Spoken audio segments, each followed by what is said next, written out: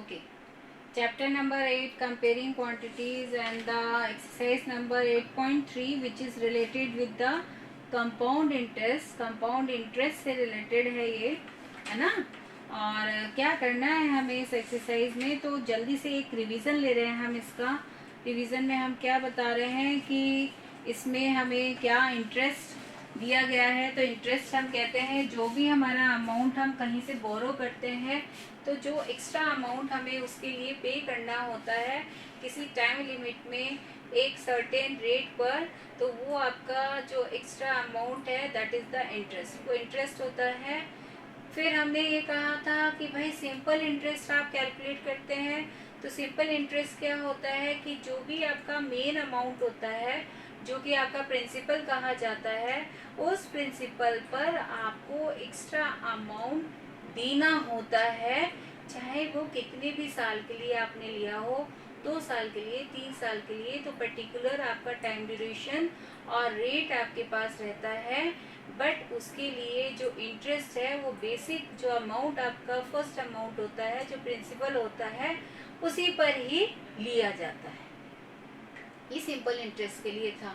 और simple interest के लिए हमने फॉर्मूला भी बताया था कि भाई वो जो फॉर्मूला था वो एसआई का फॉर्मूला, वो आपका क्या था, PRT डिवाइडेड बाय 100, क्योंकि इसमें जो रेट है वो परसेंटेज में होता है, इसलिए हम क्या लिखते हैं, डिवाइडेड बाय 100। नाउ अब हमारे पास जो लास्ट था, हमने कहा था हमारे पास कंपाउंड इंटरेस्ट मेन कैलकुलेट करने के लिए दिया गया है। तो कंपाउंड इंटरेस्ट के लिए हमने क्या कहा था कि जो बेसिक अमाउंट हमारा स्टार्टिंग अमाउंट जो प्रिंसिपल होता है, उस पर फर्स्ट ईयर में तो इंटरेस्ट उसी पर ही देना है, उस प्रिंसिपल के लिए ही देना है, ठीक है। बट जब सेकेंड ईयर में हमें यदि अमाउंट पे करना होगा, तो अब जो आपका अमाउंट होगा वो अमाउंट आपका प्रिंसिपल नहीं होगा। क्या होगा वो नेक्स्ट अमाउंट, किस पर इंटरेस्ट लगेगा, कि जो आपका लास्ट में टोटल अमाउंट होगा। टोटल अमाउंट हम कैसे कैलकुलेट करते हैं कि टोटल अमाउंट के लिए प्रिंसिपल प्लस इंटरेस्ट। हाँ, तो हम ये कहते हैं कि भाई जो प्रिंसिपल है उसमें इंटरेस्ट क्या हो जाता है, ऐड हो जाता है। तो ये जो टोटल अमाउंट है नेक्स्ट ईयर में इस टोटल अमाउंट पर इंटरेस्ट लगाया जाता है। तो यही डिफरेंस है between the simple interest and the compound interest. इसलिए कहा जाता है कि हमेशा जब भी कंपाउंड इंटरेस्ट पर हमें यदि कोई पेमेंट, हमने कोई लोन ले लिया है, ठीक है, तो वो हमेशा कैसा होता है, महंगा होता है, उसमें ज़्यादा पैसे देने होते हैं, है ना। पे क्या होना करना होता है, ज़्यादा करना होता है।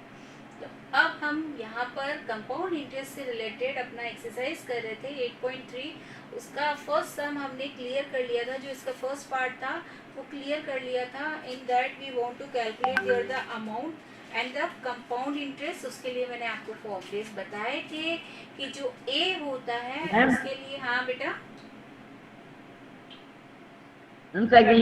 ईयर में प्रिंसिपल बनेगा। हाँ, जो सेकेंड ईयर का जो प्रिंसिपल होता है ना, वो आपका ये हो जाता है ए।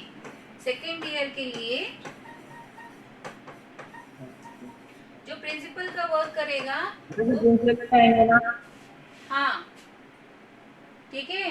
तो फिर वो सेकेंड ईयर के लिए ये जो टोटल अमाउंट है ये प्रिंसिपल का वर्क कर रहा है, और फिर उस पर हम क्या करते हैं, इंटरेस्ट देते हैं। तो इसलिए कहा जाता है कि जो अमाउंट होता है ये इंक्रीज हो जाता है कब, जब कंपाउंड इंटरेस्ट पर आपका कोई लोन लिया जाता है, ठीक है।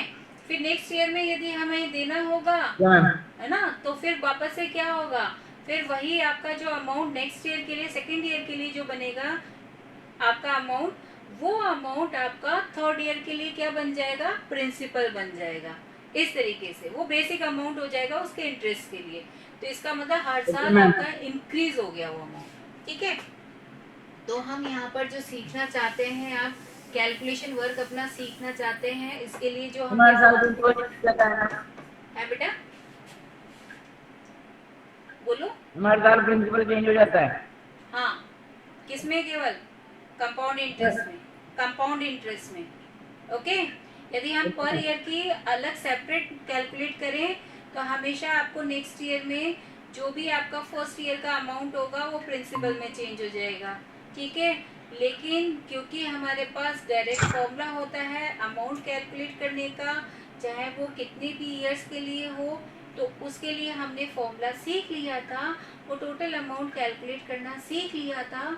फॉर द कंपाउंड इंटरेस्ट वो हम कैसे कैलकुलेट करते हैं कि 1 plus R upon 100 whole power is N, है ना। यदि हम सेपरेट कैलकुलेट करेंगे तब तो हमें हर ईयर के अकॉर्डिंग वो जो आपका प्रिंसिपल है वो चेंज करना होता है। बट यदि हम डायरेक्ट करना चाहें इसी सम को, हम ज़्यादा टाइम वेस्ट ना करना चाहें, क्योंकि भाई 3 साल के लिए यदि 3 ईयर्स के लिए आपके पास आता है तो फर्स्ट ईयर का आपने सेपरेट कैलकुलेट किया, फिर सेकेंड ईयर का किया, फिर थर्ड ईयर का किया, तो क्या हो गया आपका लेंदी हो गया, कैलकुलेशन वर्क क्या हो गया लेंदी। तो हम लेंदी नहीं चाहते, तो इसके लिए हमने अपना बेसिक जो फॉर्मूला है वो हम यूज कर रहे हैं यहाँ पर। ए का मतलब है total amount, P means principal, okay. P principal है आपका, ये आपको पहले ही एक्सप्लेन कर दिया था, एक बार वापस से इसलिए लिया है जिससे कि रिगेन हो जाए आपको कि भाई ये चीजें हमने की थी और इसी के अकॉर्डिंग हम कर रहे हैं। नेक्स्ट सम, ये आपका क्या है, रेट है, ठीक है। ये परसेंटेज में आपको गिवन आता है और एन का मतलब है टाइम से रिलेटेड है, ओके। हमने कुछ यहाँ पर बेसिक और भी सीखे थे कि यदि आपका जो कंपाउंड इंटरेस्ट है वो यदि हाफ ईयरली हो जाता है तो उसमें आपका टाइम क्या हो जाएगा, हाफ ईयरली के लिए डबल हो जाता है और रेट क्या कर देते हैं आप, हाफ कर देते हैं। यदि क्वार्टरली होगा तो उसमें टाइम क्या हो जाएगा, 4 टाइम्स हो जाएगा और रेट क्या हो जाएगा, 1/4 हो जाएगा। अभी हमारे पास इससे रिलेटेड सम यहाँ पर आ रहे हैं, हम उसे करना चाहेंगे, ठीक है। तो स्टार्ट कर रहे हैं with the second B part. मैं इसका ले रही हूँ, फर्स्ट सम है आपका, बी पार्ट है, उसमें हम किस तरीके से कैलकुलेशन करें तो वो हम यहाँ पर सीखना चाहेंगे।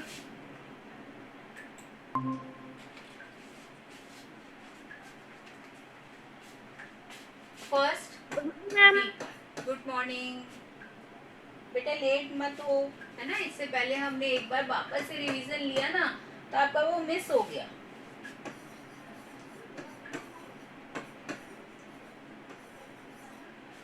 $18,000 प्रिंसिपल है आपका, टाइम आपको बताया गया है दैट इज 2.5 years, ठीक है। और यहाँ पर जो परसेंटेज है आपके पास, वो परसेंटेज आपके पास आया है आज 10%। और आपको वही कहा गया है कि भाई इसमें जो कंपाउंड इंटरेस्ट आपको जो भी चाहिए वो क्या है, compound annually, compounded annually. Annually का मतलब क्या हुआ, ईयर के अकॉर्डिंग ही चाहिए हमें, हाफ ईयरली नहीं चाहिए यहाँ पर। तो सिस्टम तो वही है, मेथड तो वही है हमारा, क्या है method, then we have to use here the A equal to P 1 plus R upon 100 whole power is n। Formula वही है, बट भाई यहाँ पर ये जो टाइम है वो टाइम किस में आ गया, मिक्स फ्रैक्शन में आ गया। अरे ये जो मिक्स फ्रैक्शन वाला है इसको हम कैसे करें, क्योंकि ये तो 2.5 का आया है। हमने तो सिंपल वे में सीखा था कि 2 years हो, 3 years हो, है ना, तो हम उसे इजीली क्या कर लेते हैं, कैलकुलेट कर लेते हैं। तो इसे हम किस तरीके से करें भाई, इस हाफ ईयर्स को हम किस तरीके से यहाँ पर कैलकुलेट कर सकते हैं, तो हम इसके लिए वर्क करना चाहेंगे कि भाई इस हाफ ईयर्स के लिए हम कैसे कैलकुलेशन यहाँ पर स्टार्ट करें, ओके। तो हम यहाँ पर क्या करेंगे, सबसे पहले कि जो टाइम लिमिट है इसे 2 पार्ट्स में डिवाइड कर लेते हैं, 2 years, ठीक है, एंड हाफ ईयर्स उसे सेपरेट कर देते हैं।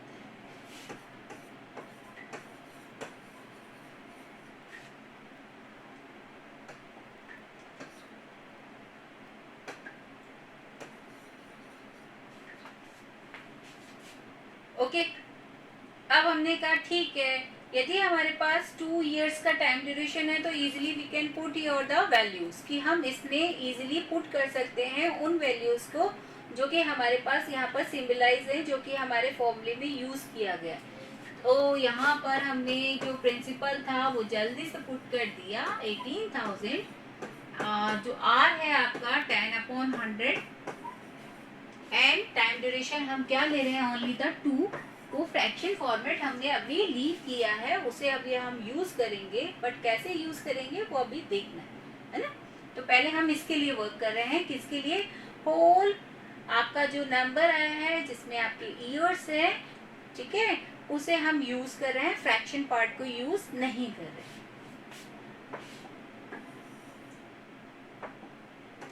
अब ये तो इजी हो गया अपना कैलकुलेशन। भाई फ्रैक्शन है तो आपने यहाँ पर क्या लिया, एलसीएम लिया। चाहे तो आप इसे और इजी कर सकते हैं, 0 से 0 कैंसिल कर सकते हैं, जिससे मेरा इजी और कैलकुलेशन हो जाए। तो 1/10 ही है अपने पास, तो यहाँ से हम इस 0 को हटा दें और यहाँ पर लिख दें ओनली 10, ठीक है। और यदि आपको ऐसा लगता है नहीं हमें तो वहाँ पर प्रॉब्लम आती है, तो कोई बात नहीं, 10/100 करके कर लीजिए, ओके। तो यहाँ पर 10 + 1 होल स्क्वायर है ये आपके पास 18,000। This one is 11/10 because we have here the whole square. It means 2 times we have to write here 11/10 multiply with 11/10.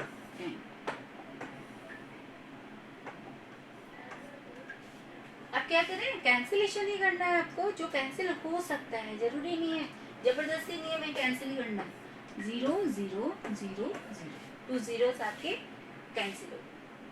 Simple calculation, denominator आपका फिनिश हो गया, उसकी वैल्यू आपकी 1 आ गई है, ठीक है। जितने भी फिगर्स थे कैंसिल हो गए हैं। अब केवल न्यूमरेटर में वर्क करना है। We have to do there the multiplication की मल्टीप्लिकेशन हम यहाँ पर कर दें। 11 को यदि हमने मल्टीप्लाई किया 121 और इसे हमने 18 से मल्टीप्लाई करवा दिया, okay. 36 and 37 and this one is 21. It means जो फिगर है आपके पास for these 2 years we have 1,120 okay 21,780 rupees. ये हमारे पास यहाँ पर लास्ट फिगर है जो कि हमारा यहाँ पर हमें मिल गया है।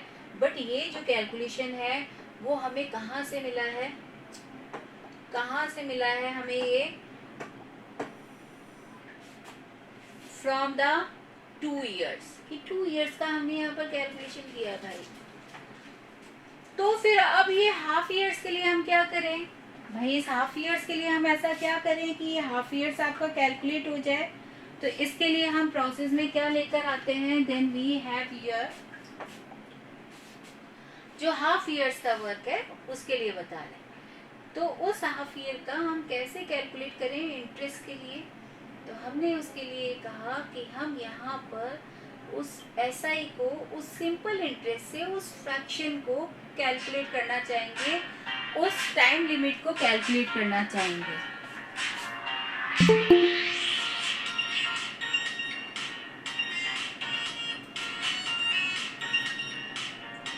कैलकुलेट करने वाले हैं कि ये जो हमारे पास यहाँ पर फ्रैक्शन फॉर्मेट था, तो इस फ्रैक्शन हाफ ईयर्स का हम कैसे करें। तो हाफ ईयर्स के लिए हम कैसे कैलकुलेट कर रहे हैं कि वो अमाउंट हम कहाँ से लेकर आ रहे हैं, फ्रॉम द सिंपल इंटरेस्ट। कि सिंपल इंटरेस्ट का जो हमारा फॉर्मूला था PRT, उसमें प्रिंसिपल हमारे पास कितना है 18,000 है, ठीक है। लेकिन यहाँ पर अब जो प्रिंसिपल हम यूज करेंगे फॉर द सिंपल इंटरेस्ट, तो वो हम कौन सा यूज करेंगे, क्योंकि हमने कहा था ना कि भाई कंपाउंड इंटरेस्ट में एक फैक्टर होता है कि जो अमाउंट आता है उस बेस पर हम क्या करते हैं, नेक्स्ट जो आपका इंटरेस्ट होता है उसके लिए कैलकुलेशन वर्क करते हैं। तो यहाँ पर जो अब अमाउंट मुझे मिला है, तो ये अमाउंट आपका किस में चेंज हो जाएगा, एज द प्रिंसिपल, प्रिंसिपल में चेंज हो जाएगा, ठीक है। तो यहाँ क्योंकि फ्रैक्शन का कैलकुलेशन वर्क सिखा रही हूँ बेटा आपको, किस तरीके से आप करोगे उसे, है ना। तो यहाँ पर जो हम वर्क कर रहे हैं with this SI PRT we have here simple format. हमें यहाँ पर इसका फॉर्मूला पता है। हमने क्या कहा कि जो आपका लास्ट अमाउंट है वो यहाँ पर इसके प्रिंसिपल का वर्क कर रहा है। ये सिंपल इंटरेस्ट हमने कब यूज किया है, जब हमें टाइम ड्यूरेशन मिक्स फ्रैक्शन में गिवन में आया है, इसलिए यूज किया है ना, उसे कैलकुलेट करने के लिए। तो यहाँ पर आपका क्या हो गया 21,780 मल्टीप्लाई विद, यहाँ रेट हमें क्या पता था बेटा, रेट है आपका 10%, तो लिख दिया हमने 10/100। और टाइम ड्यूरेशन अपने पास टाइम लिमिट क्या है, हाफ ईयर्स के लिए हम कैलकुलेट कर रहे हैं, तो टाइम लिमिट हम क्या लिख देंगे यहाँ पर, हाफ।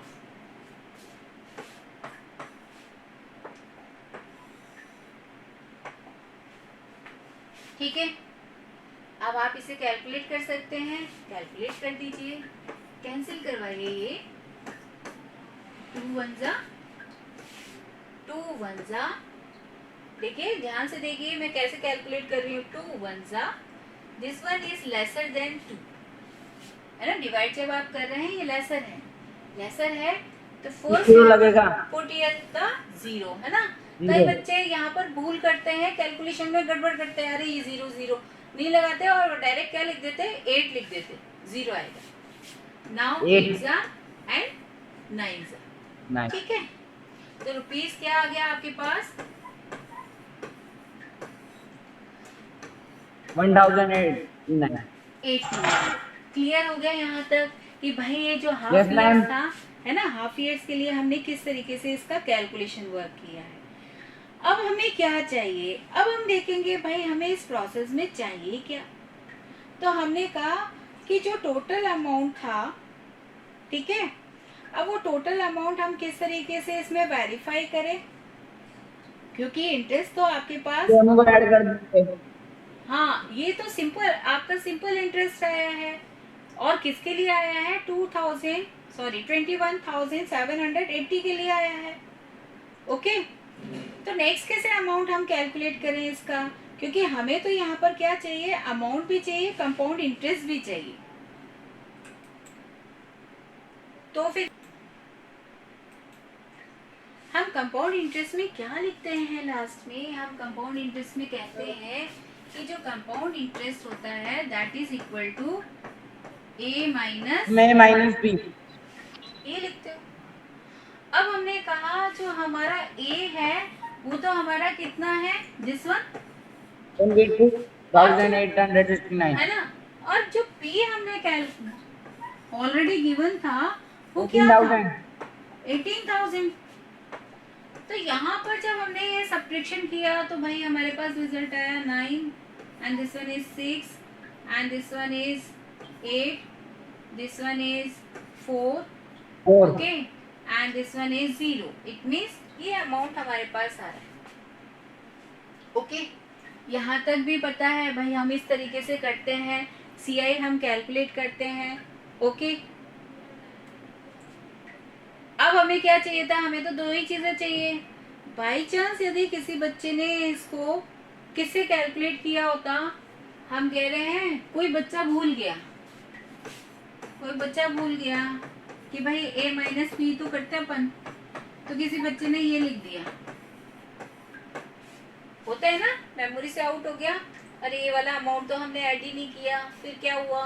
तो बच्चे क्या करते हैं कि वो जो अमाउंट पहले से कैलकुलेट किया है ये लिख देते हैं, और इसमें से आप 18,000 क्या करवा देते हो, सब्ट्रैक्ट करवा देते हो, ठीक है। तो हमने कहा ठीक है, ये 0 आया, यहाँ 8 है, यहाँ आपका 7 है, ठीक है, और यहाँ आपका 11 माइनस 8 क्या है, 3, and this one is rupees. किसी बच्चे ने ऐसे कर दिया बाई चांस इसमें से सब्ट्रैक्ट ना करके, इस टोटल अमाउंट में से सब्ट्रैक्ट ना करके इसमें से कर दिया, ये वाला फिगर कर दिया, तो बेटा आंसर तो मैच होना चाहिए ना, आंसर तो अपना वही आएगा। तो क्या करें लास्ट में, हम क्या करें, यदि बच्चे ने ऐसा कर दिया तो लास्ट में आप क्या करेंगे, ये करेक्ट अमाउंट आपके पास आ जाए, करेक्ट कंपाउंड आपका इंटरेस्ट यहाँ पर कैलकुलेट हो जाए, तो आप लास्ट में इसमें 1089 जो कि आपका सिंपल इंटरेस्ट था वो ऐड कर दें, और जैसे आप ये ऐड कर देंगे तो आपके पास वापस से क्या आ जाएगा, वही कंपाउंड इंटरेस्ट आ जाएगा 4869 रुपीज। ओके, ठीक है। यदि कहीं पर किसी बच्चे ने ये भूल से कर दिया तो ओके, क्लियर है बेटा? ठीक है, अदरवाइज आप डायरेक्ट ही ये कीजिए, अदरवाइज डायरेक्ट ही आप ये कीजिए। तो ये आपका बेसिक एक चीजें मैंने आपको बताई है कि कई बार ऐसा भी हो जाता है कि गलती हो जाती है लेकिन उसे सुधारते ना अपन, तो वही सुधार कर सकते हैं इसमें। अब आप जल्दी से इसमें नेक्स्ट देखिए, क्योंकि देखिए मिक्स फ्रैक्शन के भी मैंने आपको एक्सप्लेन कर दिया है, तो यदि कोई उससे रिलेटेड आएगा तो अब मैं नहीं करूंगी।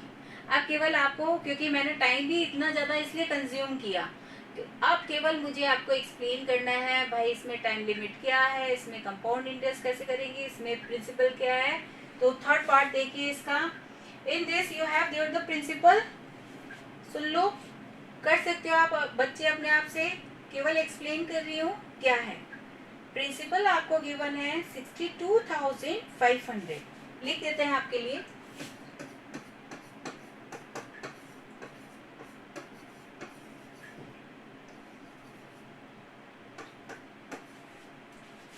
टाइम लिमिट दिया है आपको 1.5 ईयर का। नेक्स्ट है इसमें आर आपके पास है 8%, और आपसे कहा गया है कंपाउंडेड हाफ ईयरली, केवल इतना ही फर्क है, बाकी कुछ नहीं है, कंपाउंडेड हाफ ईयरली।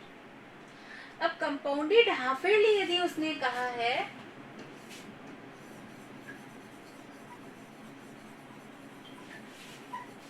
तो क्या बताया था अभी अभी हमने, टाइम क्या हो जाता है हाफ ईयरली के लिए, टाइम क्या हो जाता है, हाफ टाइम डबल डबल होता है, टाइम क्या होगा डबल, डबल और रेट क्या हो जाएगा हाफ। सारे बच्चे बताया करो, रिप्लाई सारे बच्चे दिया करो, है ना। कंपाउंडेड हाफ ईयरली के लिए टाइम क्या हो जाएगा डबल डबल डबल और रेट क्या हो जाएगा हाफ हाफ। हाफ और यदि हम यहाँ पर टाइम डबल करेंगे तो भाई यहाँ पर ये जो 1.5 है वो किस में चेंज हो जाएगा, उसका डबल क्या होगा वो बताओ, हैं 3 years 3 years। और यदि आपका यहाँ पर रेट है 8%, तो इसका हाफ क्या होगा 4%। 4%, हाफ कर दिया। ये चीज क्लियर है कि यहाँ पर हाफ ईयरली है इसलिए टाइम Yes, ma'am. डबल किया और रेट हाफ कर दिया। अब तो मुझे नहीं लगता अब मुझे कुछ करवाने की जरूरत है, क्योंकि अब आपको क्या करना है, we want to calculate your the A आपका फॉर्मूला आपके पास है, और यहाँ पर Yes, सी ma'am. आपको कैलकुलेट करना है ए माइनस पी। इस फॉर्मूले से आप कैलकुलेट करेंगे। कैलकुलेशन का आपको पैटर्न मैंने पूरा एक्सप्लेन किया है, इतना टाइम लिया ना तो वो पैटर्न एक्सप्लेन करने के लिए लिया था कि भाई आप बच्चों को वो फॉर्मेट अच्छे से क्लियर हो जाए, जिससे कि आप उसे अच्छे से कर सके कैलकुलेशन को। और कैलकुलेशन जितना ज़्यादा हम हाथों से करेंगे उतना ही ज़्यादा आपको क्या होगा, प्रैक्टिस होगी, आप गलतियाँ नहीं करेंगे। मेनली आपकी गलतियाँ जो एरर्स होती हैं वो कैलकुलेशन में होती हैं। ओके, ठीक है, can you do yourself? Yes ma'am. सारे बच्चे बताया करो हाँ या ना। Yes ma'am yes ma'am. अब देखिए नेक्स्ट, देखिए यहाँ आपको बताया गया है in the next one again we have there the compounded half yearly, and the next one E part में भी आपको बताया गया है compounded half yearly. So can you do yourself this one? क्या Yes, आप ma'am. आंसर कर सकते हैं सभी बच्चे? है बेटा? Yes ma'am yes okay, good good, ठीक है। अच्छा, अब हम कर रहे हैं नेक्स्ट सम, सेकेंड सम। वैसे आप हाफ ईयरली में 3 इयर्स डायरेक्ट ना लिखें, ठीक है, डायरेक्ट ना लिखकर हम क्या लिख सकते हैं यहाँ पर, जैसे हम लिखते हैं ना भाई इसका मैंने 1.5 का क्या किया डबल किया, तो यहाँ पर डायरेक्ट 3 इयर्स ना लिखकर क्या लिखे हाफ इयर्स। क्या लिखे बेटा? हाफ इयर्स, क्योंकि हाफ ही तो कर रहे हैं अपन। हाफ का ही तो डबल कर रहे हैं, मीन्स कि Yes, भाई कंपाउंडेड हाफ ईयरली था। एक बार ये भी अच्छे से समझ लो, क्योंकि मुझे ऐसा लगता है कहीं ना कहीं बच्चों के माइंड में ये कॉन्सेप्ट रह जाता है कि कंपाउंडेड जो हाफ ईयरली होता है, इस हाफ ईयरली का मतलब, हालांकि हमने पहले भी किया है भाई, 1 ईयर का हाफ होता है, तो हाफ हुआ इसका मतलब ये 2 पार्ट्स में चेंज होगा। तो मैं क्या कहूंगी कि ये आपका जो 12 मंथ का जो आपका ईयर होता है वो 6 मंथ में चेंज हो रहा है। यदि मैं इसे 2 पार्ट्स में चेंज करना चाहूंगी अकॉर्डिंग टू द ईयर, तो मैं क्या लिखूंगी इसे कि हाफ प्लस हाफ, कि हाफ ईयर 6 मंथ का मतलब हाफ ईयर, नेक्स्ट 6 मंथ का मतलब हाफ ईयर। जब हाफ को हाफ से आप ऐड करते हो तभी तो कंप्लीट 1 मिलता है आपको। तो ये जो आपका कंपाउंडेड हाफ ईयर्स के अकॉर्डिंग जो कैलकुलेशन होता है टाइम का, वहाँ आप उसे ईयर्स में जब आप डबल करते हैं उसे कंप्लीटली ईयर्स में ना देकर, है ना, ईयर्स में ना लिखें हम, तो हम वहाँ पर क्या लिख सकते हैं भाई यहाँ पर, क्योंकि यदि 1 ईयर का मैं डबल करूँगी तो 2 ईयर्स तो ना लिखेंगे, तो हम यहाँ पर उसे एक्सप्लेन करने के लिए भाई हमने 2 किसके अकॉर्डिंग किया है, 2 हाफ ईयर। ठीक है, क्योंकि ये एक माइंड में कॉन्सेप्ट रह जाएगा कि अरे 3 इयर्स में चेंज हो गया, मतलब 3 साल तक पे करेंगे, नहीं ना, ऐसा नहीं होता, वो तो क्या है 6 मंथ में डिवाइड हुआ है इसलिए। ठीक है, ओके, चलो यस मैम। अब हम जल्दी से ये देखना चाहेंगे सेकंड जो सम है, क्योंकि एक बार हमने जब एक्सप्लेन कर दिया है, अब मुझे ज़्यादा कुछ कैलकुलेशन करवाना नहीं है, केवल बच्चों को बताना है भाई क्या क्या गिवन है और क्या कैलकुलेट करना है। कमला borrowed rupees 26,400 from a bank to buy a scooter at the rate of 15% per annum. PA का मतलब per annum. Compounded yearly. What amount will she pay at the end of 2 years and 4 months? केवल problem कहाँ आती है, time में आ रही है। ठीक है, जल्दी से देखेंगे क्या है टाइम में, क्या करना है आपको। टू क्लियर द लोन, तो आपको यहाँ पर सबसे पहले कमला ने जो बोरो किया है अमाउंट, तो भाई वो बोरो किया हुआ अमाउंट हमारे पास क्या है, पी वैल्यू क्या है, वो प्रिंसिपल क्या है आपका, दैट इज द 26,400। 400।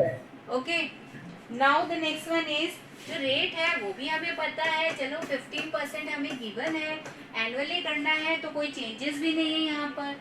नेक्स्ट क्या है आपके पास, नेक्स्ट है आपका यहाँ पर कि जो टाइम लिमिट है, वो टाइम लिमिट आपके पास क्या है, 2 इयर्स 4 मंथ।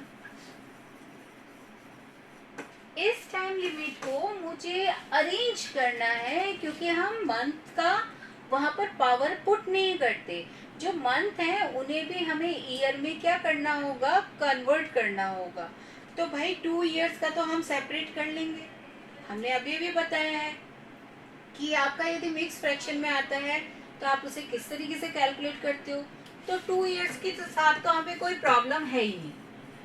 प्रॉब्लम यहाँ है कि जो 4 मंथ है, we want to change in the year, इन्हें हमें ईयर में चेंज करना है। तो हम क्या करेंगे, हमें रिलेशन पता होना चाहिए, in 1 year how many month we have there,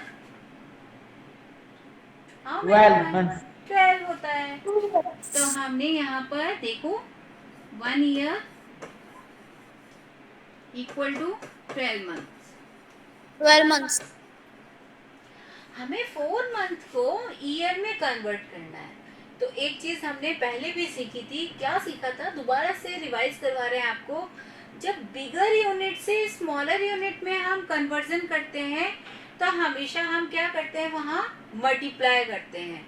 इसका मतलब बिगर क्या है, ईयर, और स्मॉलर यूनिट क्या है, मंथ। तो यदि मुझे ईयर से मंथ में जाना होता तो मैं वहां पर क्या करती, मल्टीप्लाई कन्वर्जन के लिए।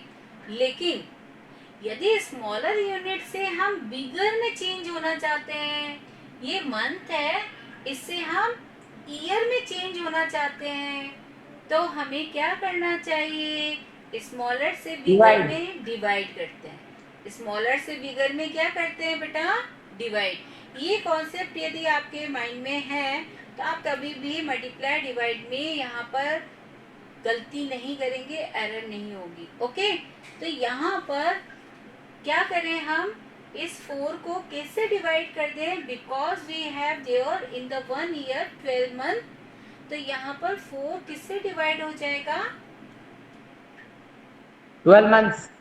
12 से देखो करना सिखा देती हूँ मैं, कोई दिक्कत नहीं है। यूनिटरी मेथड करना सिखाया था ना मैंने आपको, वही यूज करो। 12 months equal to 1 year, 1 month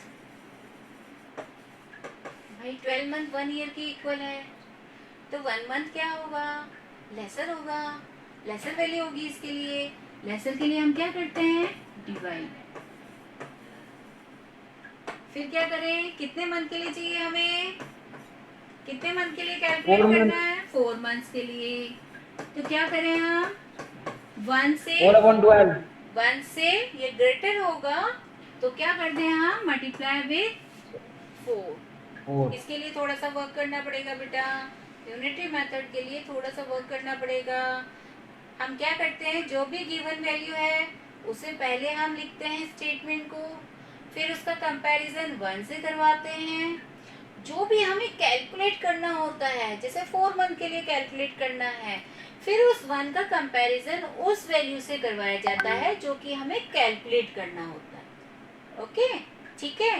अब इसे देखो, 4 1 जा 4 3 जा, तो मैं यहाँ पर डायरेक्ट क्या लिख सकती हूँ कि भाई इसे मुझे ईयर में चेंज करना है, तो हम डायरेक्ट क्या लिख दें, 4/12। इतना कैलकुलेशन मैंने आपको केवल क्लियर करने के लिए बताया कि ये डिवाइड क्यों आया है, तो डिवाइड क्यों आया है, दैट इज क्लियर। हाँ बोलो। एक्सक्यूज मी मैम, हाँ, मैम अनामिका मैम का वो आ गया लिंक। हाँ लेकिन एक बार मैं इसे कंप्लीट कर दूं, बस हो गया आपका कंप्लीट। तो इसे हमने कैंसिल किया, ये भी इसे हमने कैंसिल किया और ये आपका हो गया कन्वर्ट किस में, ईयर में। इसका मतलब अब मेरे पास क्या आ गया, टाइम ड्यूरेशन। हम इसे चाहे तो डायरेक्ट भी लिख सकते हैं, 2 1/3। ओके, अब आपके पास कैलकुलेशन के लिए आपका खुद का मेथड है, कैसे करना है, you will do yourself. Leave now. Okay ma'am. Bye.